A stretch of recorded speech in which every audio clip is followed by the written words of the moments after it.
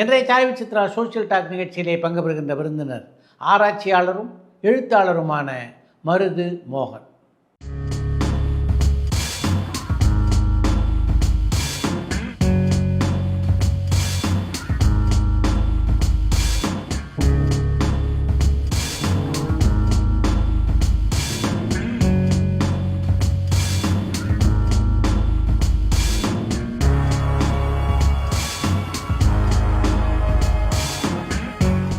நடிகர் திலம் சிவா கணேசனுடைய வாழ்க்கை வரலாற்றை அழகாகவும் ஆதாரப்பூர்வமாகவும் 3 பாகங்களாக தொகுத்து வெளியிட்டிருக்கின்ற மருது மோகன் வரலாற்று உண்மைகளை பற்றியும் நடிகர் திலம் சிவா கணேசனை பற்றியும் பல சுவையான தகவல்களை இந்த நேர்காணலிலே பகிர்ந்து கொண்டிருக்கிறார்.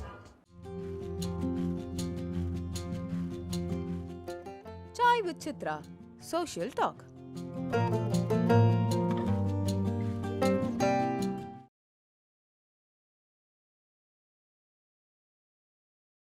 வணக்கம்.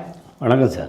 மிக தீவிரமான சிவாஜி ரசிகர் என்பதை தாண்டி மருது மோகனுடைய அடையாளங்கள் அப்படின்னு எதையெல்லாம் சொல்லலாம்? நான் பேசிக்கலாக ஒரு ஹிஸ்டாரியன், ரிசர்ச் ஸ்காலர்னே சொல்லலாம். இப்போ ஒரு ரீசெண்டாக ஒரு பெரிய ரிசர்ச் ஒன்று பண்ணி பிரைம் மினிஸ்டர் ஆஃபீஸ்க்கு அனுப்பிச்சிருக்கேன். அதை அவர் தான் ரிலீஸ் பண்ணுவார்னு நான் நம்புகிறேன். அருமை. ஆமாம், அது வந்து ஒரு ரிசர்ச் புக்கு. இந்த ரிசர்ச் வந்து ஒரு 35 இயர்ஸாக நான் பண்ணிகிட்ருக்கேன். ஆன் வேரியஸ் சப்ஜெக்ட்ஸ்னு வச்சுங்களேன். அருமை. குமரி காண்டினென்ட்லேருந்து இப்போ நிறைய பேர் இப்போது தவறுதலாலாம் சொல்கிறாங்க.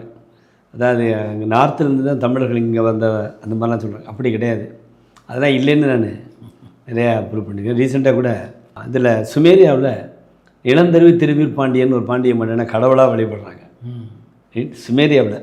கரெக்ட். அதுக்கு அந்த கடவுளுக்கு பேர் அவங்க சொல்கிறாங்க என்கின்னு. என்கியை தமிழ் படுத்தினா மா கீர்த்தின்னு வருது. இந்த மா கீர்த்திங்கிற பட்டம் வந்து நிலந்தருவி திருவீர் பாண்டியன் தான். சரி, அப்போ அந்த இந்த தெய்வத்தை ஏன் கும்பிட்றீங்க அப்படிங்கும்போது, கடல் எங்களை அழிக்கும்போது எங்கெங்கே இடம் இருந்துச்சோ அங்கெல்லாம் எங்களை குடியமர்த்தி இங்கே வாழ வச்சவர், அந்த தெய்வம் வாழ வச்சிச்சு. அதனால் அதை நாங்கள் வணங்குறோம். அதே தான் இங்கே 2ஆம் தமிழ்ச்சங்கத்தில் இருந்த பாண்டிய மன்னன் பேர் நிலந்தருவி திருவீர் பாண்டியன். அவனுடைய அரசவையில் தான் தொல்காப்பியம் ஏற்றப்பட்டது. இந்த மாதிரி ரொம்ப பழைய விஷயங்களெல்லாம் படிச்சுட்டே இருப்பேன். திருவிளையாடற் புராணத்தை ஒரு டிவைன் நூலாக படிக்கிறது இல்லை, அதில் பாண்டியர்கள் வரலாறு இருக்குது. திருவிளையாடற் புராணத்தில் பிளெண்டட் வித் லார்ட் சிவா. அது ஆன்மீகம் இருக்குது, இன்னொரு பக்கம் வரலாறு இருக்குது. நான் ஆன்மீகத்தை பார்க்குறத காட்டிலும் வரலாறு தான் பார்ப்பேன். இப்போ வந்து கீழடியில் இது பண்ணுறாங்க இல்லையா, அவங்க இன்னும் கொஞ்சம் தள்ளி இந்த பிரச்சனைகள்லாம் இல்லாமல் மணலூர்னு ஒரு பக்கத்தில் ரோட்டு மேலே இருக்குது, கேள்விப்பட்டிருக்கேன். அதை தோண்டினாங்கன்னா அதுக்கு அடியில் தான் நிச்சயமாக பாண்டியன் அரண்மனை இருக்கும். அதை உறுதியாக நம்புகிறேன். என்ன கபாடபுரத்துலேருந்து இது கிளம்பின தமிழர்கள் வந்து நேர போனவங்க சிந்து வழி நாகரிகம், போகிற வழியில் கிருஷ்ணனுடைய மதுரா, இந்த முதல் தமிழ்ச்சங்கத்தில் இருந்த தென்மதுரையினுடைய நினைவாக தான் அதை மதுரான்னு வச்சுருக்கேங்க. இதெல்லாம் என்னுடைய ஆய்வில் நான் உறுதியாக இது வரைக்கும் நம்பிக்கிட்டு இருக்கேன். இது வரைக்கும் மாறுபட்ட கருத்துக்கள் எனக்கு வரல இது வரைக்கும். அதனால் அதுக்கு பிறகு அவங்க ஒரு கூட்டம் வந்து இப்படி திரும்பி மேற்கு நோக்கி வரும்போது தான் அந்த கீழடி மணலூர். அப்போ இப்போ இருக்கிற மதுரை வந்து கடம்பவன காடாக இருந்துச்சு. அதை வந்து ஒருத்தர் வியாபாரி வந்து பார்த்துட்டு கனவுல நல்ல கனவாக வருது அப்படின்னு அந்த நகரத்தை உருவாக்க சொன்னது அவர் தான். அந்த கடம்பவன காட்டை அழித்து மதுரையை உருவாக்குனாங்க. அந்த மரத்தினுடைய ஒரு பகுதியை தான் மீனாட்சி அம்மன் கோயிலில் நடுவில் வச்சு வெள்ளி பிளேட் போட்டு மூடியிருக்காங்க. நிறைய பேர்த்துக்கு இப்போ அது என்னன்னே தெரியாது உங்களுக்கு. அந்த காட்டினுடைய ஒரு எச்சம், ஒரு மரம், அது சாம்பிளாக விட்டு வச்சுருக்காங்க. அது அங்கே தான் இருக்குது.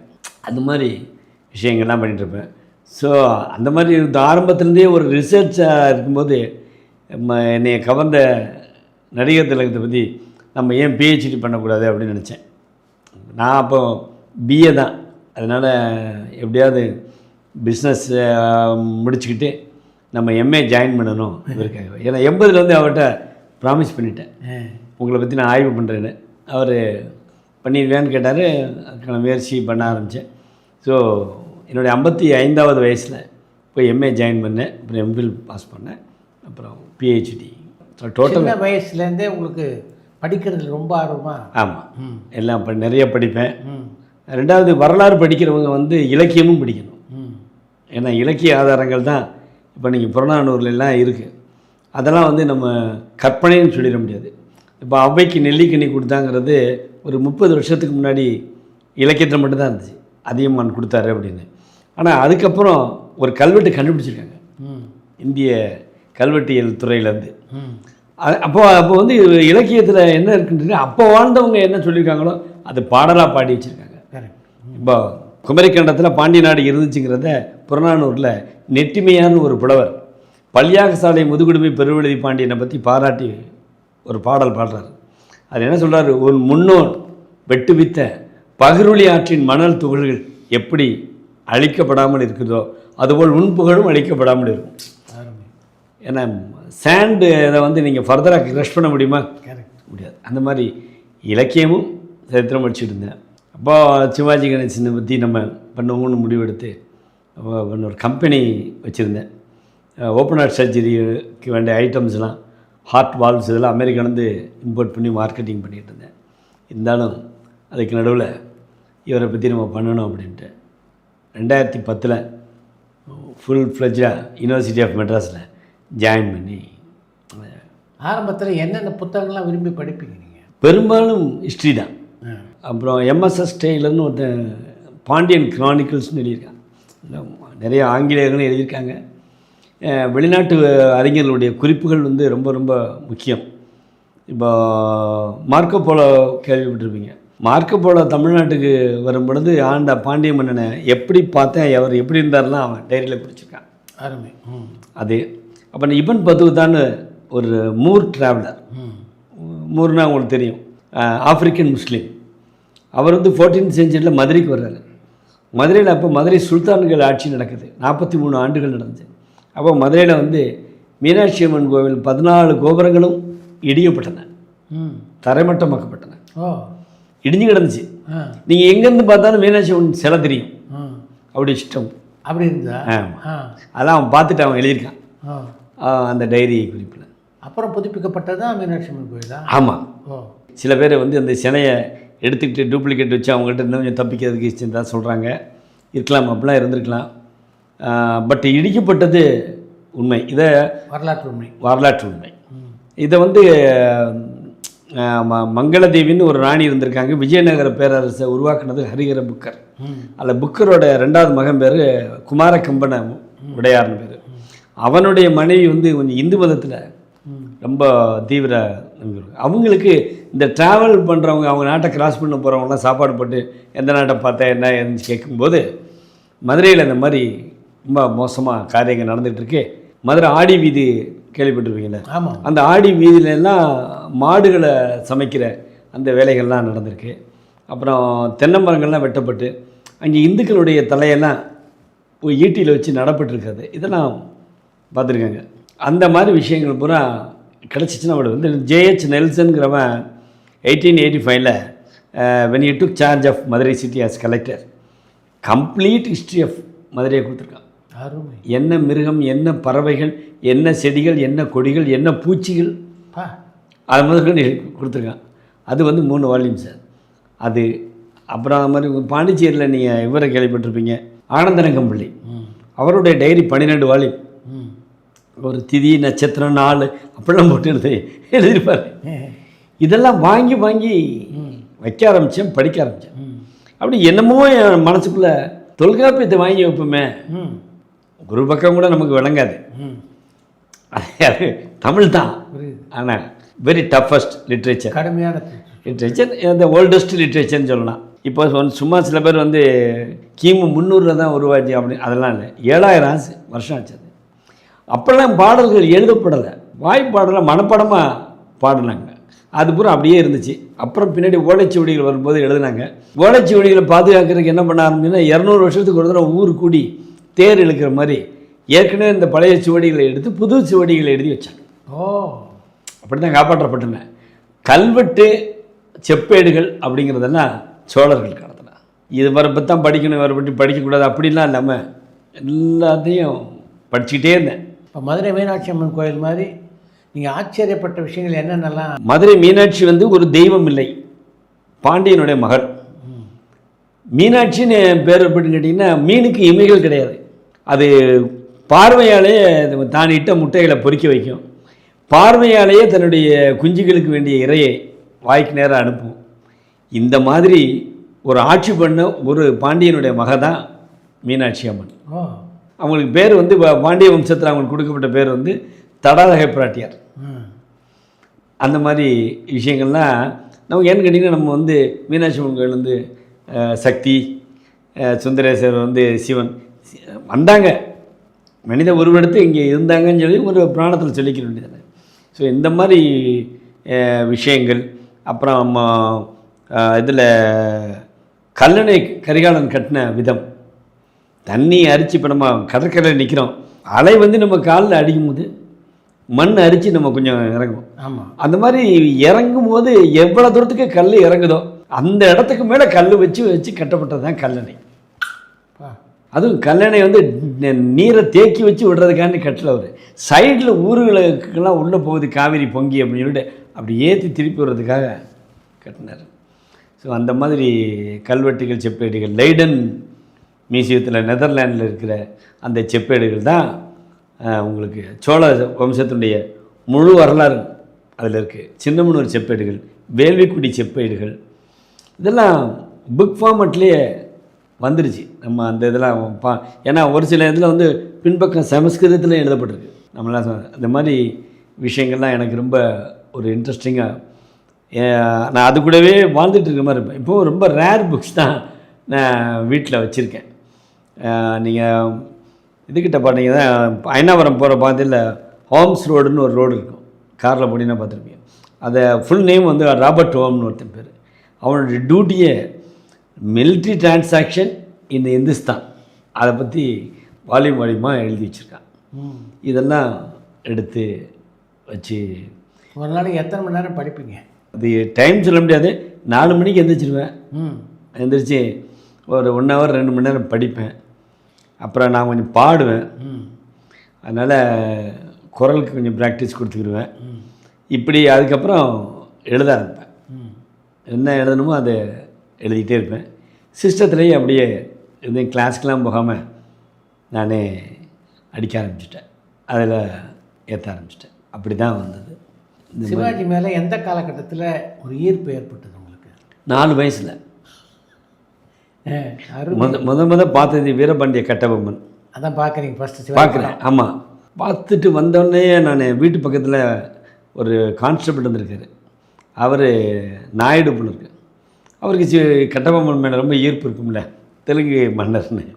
அவர் நான் வெளியே போயிட்டு வந்தேன், வாங்க கட்டபொம்மன்னு என்னை கூப்பிட்டு வரேன். இதெல்லாம் எங்கள் அம்மா சொல்லுவாங்க. அப்போ அவர் எங்கே போயிட்டு வர்றீங்க அப்படின்னு கேட்கும்போது நான் கொஞ்சம் நேரம் யோசிச்சுட்டு சிவாஜி வீட்டுக்கு போயிட்டு வரேன். அதை கூட என் பையன் வந்து பின்னாடி வந்து எ பியூட்டிஃபுல் லை கம்ஸ் ட்ரூன்னு. இப்போ நம்ம சிவாஜி இப்போ சிவாஜி வீட்டுக்கு நம்ம போயிட்டு வரோம்ல, அப்போ 4 வயசுலேயே நான் வந்து போயிட்டு வரேன், அங்கே யார் யார் இருந்தா அப்படின்னு கேட்பறான். அப்படியே யோசிச்சுட்டு ஜெமினியன் இருந்தார், சாவித்திரி இருந்தாங்க. என்ன படங்களில் ஒன்றா பார்த்துருக்கீங்க? அந்த மாதிரி ஆரம்பிச்சது. அது பிறகு எனக்கு விவரம் தெரிய இவருடைய நடிப்பில் வந்து ஏதோ ஒரு விஷயம் இருக்குது அப்படிங்கிறது எனக்கு தெரிஞ்சுது. சிவாஜியினுடைய நடித்த படங்களுடைய வசனங்கள் படத்துலேருந்து ஆல்மோஸ்ட் எல்லா படங்களோட வசனங்களும் நான் பேசிக்கிட்டே இருப்பேன் தொடர்ந்து. இதுபடி மலேசியாவில் சிவாஜியும் செந்தமிழும் தலைப்பில் பேச சொன்னாங்க. அப்போ பேசும்போது பத்திரிகையில் கூட எழுதினாங்க, சிவாஜி சில ஆண்டுகளில் பல ஸ்டுடியோக்குள்ளே போய் பல காலத்தில் பேசின வசனங்களை அப்புறம் ஒரே மேடையில் பேசியிருக்காரு, இவர் நாக்கில் வந்து சரஸ்வதி நின்று உண்மையிலே சதுராடுது அப்படின்னு என்னை பாராட்டி எழுதினாங்க. அது அந்த மாதிரி பாடல்கள், சிவாஜி பாடல்கள்லாம் முக்கியமாக கண்ணதாசன் எழுந்தது ஒரு 200 பாடல்களாவது என்னால் மனப்பாடமாக பாட முடியும். இதெல்லாம் அவர் மேலே வச்சிருக்கிற ஒரு அஃபெக்ஷன், ஒரு பேஷன் அப்படி ஏற்பட்டுருந்துச்சு. வரிசையாக சிவாஜி படங்களையே பார்த்துக்கிட்டே அவர் தானே எல்லாத்தையும் அழுக வைப்பார், நம்ம அழுவோம் சிரிப்போம் எல்லாம். அப்படியே வரும்போது அவரை என்னைக்காவது வீட்டில் போய் சந்திக்கணும் வைக்கணும்னு சொல்லும்போது மதுரைக்கு வந்தார் 80. அப்போ அவர்கிட்ட உங்களுக்கு தெரியும் ராஜசேகரன் ஒருத்தர் சிவாஜி ரசிகன் பண்ணுறது செக்ரட்டரி, அவர் அறிமுகப்படுத்தி வச்சார். அண்ணே எங்கள் அப்பா ஃப்ரீடம் ஃபைட்டர், அதை சொல்லி அறிமுகப்படுத்தி வச்சார். உடனே உங்கள் அப்பா ஃப்ரீடம் ஃபைட்டரா அப்படின்னா எப்படி அப்படின்னு கேட்டார். இந்த மாதிரி பகத்சிங் தூக்கப்பட்டப்போ எங்கள் வீட பிரிட்டிஷ் சூறையாடினாங்க, பகத்சிங் ஃபோட்டோ நான் வச்சுருந்தோம்னு சொல்லிட்டு. அதுபோக 1932 எங்கள் அப்பா இருந்த நேரத்தில் சுபாஷ் சந்திர போஸும் சென்ட்ரல் ஜெயிலில் இருந்தார். அந்த வகையில் அவருக்கு என் மேலே ரொம்ப பிரியம் வந்துடுச்சு. அதுக்கப்புறம் டாக்டர் கலாநிதி எலெக்ஷன் என்னார், அவர் எனக்கு ரொம்ப ஃபேமிலி ஃப்ரெண்டு. அப்போ பிரச்சாரத்துக்கு வந்தார் சிவாஜி. அதை நன்றி சொல்கிறதுக்கான கலாநிதி சிவாஜி கிட்ட அன்னை இல்லத்துக்கு போகிறேன், நீயும் வாப்பான்னு கூட்டி போனார். அதான் ஃபஸ்ட் டைம் அன்னை இல்லத்தில் காலடி வைக்கிறேன். போட்டு வேடிக்கை பார்த்துட்டே இருக்கேன். அவர் உட்காந்துருக்கார் சோஃபா செட்டில். பக்கத்தில் மேஜர் சுந்தரராஜன், அந்த பக்கத்தில் வி.கே. ராமசாமி. சோஃபா செட்டுக்கு பின்னாடி வந்து ராம்குமார் பிரபுலாம் நிற்கிறாங்க. ஒரு ரெஸ்ட் எடுத்துக்கிட்ட மாதிரி இருந்தார்.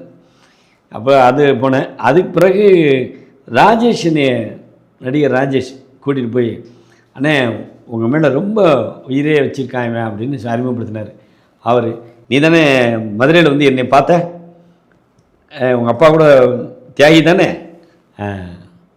அப்படின்னு, என்னை தெரியும்டா, இவனை தெரியும்டா அப்படின்னு சொன்னார். அப்புறம் தொடர்ந்து இவ்வளவு படி தான் பார்த்தா தான் இப்போ அன்னை இடத்துக்கு ஏதாவது ஒரு காரணம் வேணும்ல போகிறதுக்கு. அப்போ அவருடைய பிறந்த நாள், திருமண நாள், இதெல்லாம் போயிட்டு அவரை சந்திக்கிறது, பேசுகிறது, இதெல்லாம் ரொம்ப இதாக இருந்துச்சு. சரி, இவரை பற்றி நம்ம மலேசியாவில் வசனங்கள்லாம் பேசினீங்களே, அதில் 2 வசனங்கள் இங்கே நம்ம ரசிகர்களுக்காக பேச முடியுமா? அவர் பேசின வசனங்கள் எல்லாமே பராசக்தி பயம் பேசுவாங்க. 2 சிறப்பான விஷயங்கள் இருக்குது.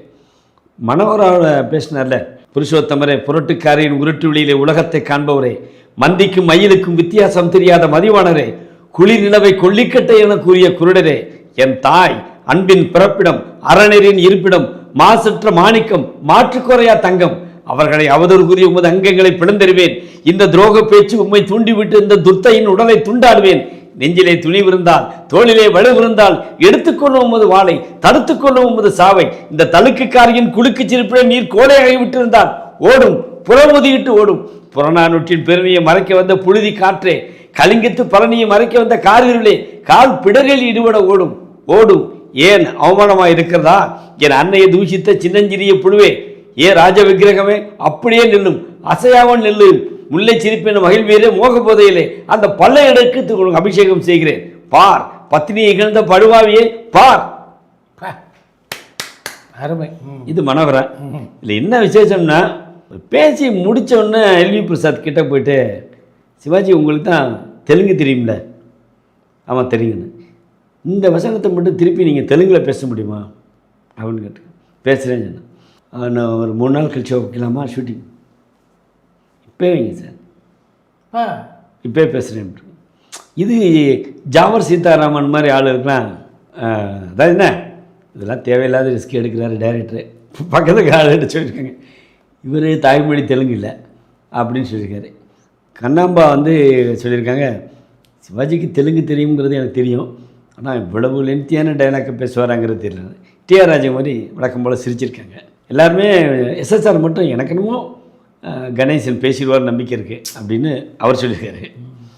ஷார்ட்னோட அந்த அந்த என்ட்ரன்ஸில் போயிட்டு திரும்ப வரல, செயினை கட்டி அப்படி திருமணில் இருந்து தெலுங்கில் பேசியிருக்காங்க.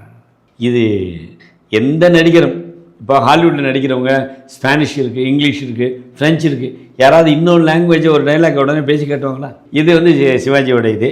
இன்னும் ஒரு டைலாக் வந்து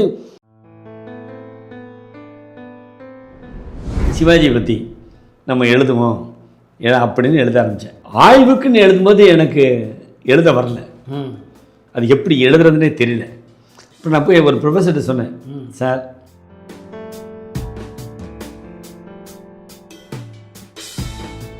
சிவாஜி பற்றி ஆய்வு கட்டுரை எழுதுவதற்காக எந்தெந்த நூல்களெல்லாம் சிவாஜி சம்மந்தப்பட்ட நூல் படித்தீங்க? சிவாஜி கணேசனை பற்றி முதல்ல எழுதுறதுக்கு முன்னாடி நான் வந்து எம்ஜிஆர் அவர்களை பற்றி ஒரு 25 நூல்கள், எங்கள் வாத்தியார், எம்ஜிஆர், வள்ளல் அப்படின்னு யாரும் நிறைய எழுதியிருக்காங்க, அதெல்லாம் படித்தேன். அவரை பற்றி தெரிஞ்சுக்கிறதுக்கு முன்னாடி அவர் நண்பர் யாருன்னு தெரிஞ்சுக்கணும்னு இல்லை,